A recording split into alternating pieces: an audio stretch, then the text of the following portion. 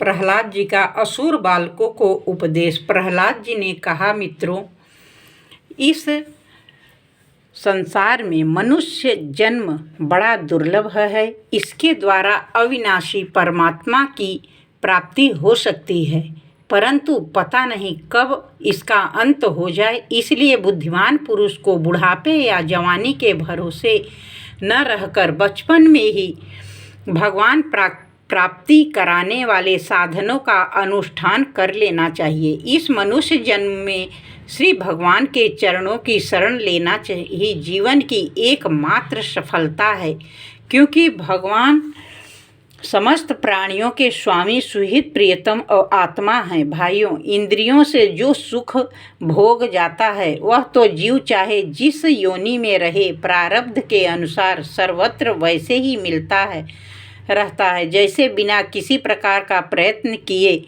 निवारण करने पर भी दुख मिलता है। इसीलिए सांसारिक सुख के उद्देश्य से प्रयत्न करने की कोई आवश्यकता नहीं है, क्योंकि स्वयं मिलने वाली वस्तु के लिए परिश्रम करना आयु और शक्ति को व्यर्थ गंवाना है। जो इनमें उलझ जाते हैं उन्हें भगवान के परम कल्याण स्वरूप चरण कमलों की प्राप्ति नहीं होती। हमारे सिर पर अनेकों प्रकार के भय सवार रहते हैं, इसीलिए शरीर जो भगवत प्राप्ति के लिए पर्याप्त है, जब तक रोग शोकादिग्रस्त होकर मृत्यु के मुख में नहीं चला जाता, तभी तक बुद्धिमान पुरुष को अपने कल्याण के लिए प्रयत्न कर लेना चाहिए। मनुष्य की पूरी आयु 100 वर्ष की है। जिन्होंने अपनी इंद्रियों को बस में नहीं कर लिया है, उनकी आयु का आधा हिस्सा तो यूं ही बीत जाता है, क्योंकि वे रात में घोर तमोगुण अज्ञान से ग्रस्त होकर सोते रहते हैं। बचपन में उन्हें अपने हित अहित का ज्ञान नहीं रहता। कुछ बड़े होने पर कुमार अवस्था में वे खेल कूद में लग जाते हैं। इस प्रकार 20 वर्ष का तो पता ही नहीं चलता। जब बुढ़ापा शरीर को ग्रस लेता है, तब अंत के 20 वर्षों में कुछ करने धरने की शक्ति ही नहीं रह जाती। रह गई बीच की कुछ थोड़ी सी आयु, उसमें कभी न पूरी होने वाली बड़ी बड़ी कामनाएं हैं, बलात् पकड़ रखने वाला मोह है और घर द्वार की वह आसक्ति है, जिससे जीव इतना उलझ जाता है कि कुछ कर्तव्य अकर्तव्य का ज्ञान ही नहीं रहता। इस प्रकार बची खुची आयु भी हाथ से निकल जाती है। दैत्य बालकों, जिसकी इंद्रियां बस में नहीं है, ऐसा कौन सा पुरुष होगा जो घर गृहस्थी में आसक्त और माया ममता की मजबूत फांसी में फंसे हुए अपने आप को उससे छुड़ाने का साहस कर सके, जिसे चोर सेवक एवं व्यापारी अपने अत्यंत प्यारे प्राणों की भी बाजी लगाकर संग्रह करते हैं, और इसीलिए उन्हें जो प्राणों से भी अधिक वांछनीय है, उस धन की तृष्णा को भला कौन त्याग सकता है। जो अपनी प्रियतमा पत्नी के एकांत सहवास, उसकी प्रेम भरी बातों और मीठी मीठी सलाह पर अपने को निछावर कर चुका है, भाई बंधु और मित्रों के स्नेह पास में बंध चुका है और नन्हे नन्हे शिशुओं की तोतली बोली पर लुभा चुका है, भला वह उन्हें कैसे छोड़ सकता है।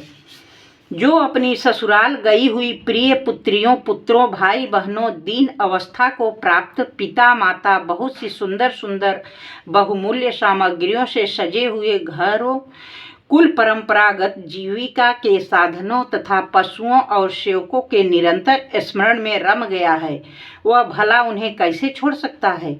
जो जन्नेन्द्रिय और रसेंद्रिय के सुख को ही सर्वस्व मान बैठा है, जिसकी भोग वासनाएं कभी तृप्त नहीं होती, जो लोभवश कर्म पर कर्म करता हुआ रेशम के कीड़े की तरह अपने को और भी कड़े बंधन में जकड़ता जा रहा है और जिसके मोह की कोई सीमा नहीं है, वह उनसे किस प्रकार विरक्त हो सकता है और कैसे उनका त्याग कर सकता है।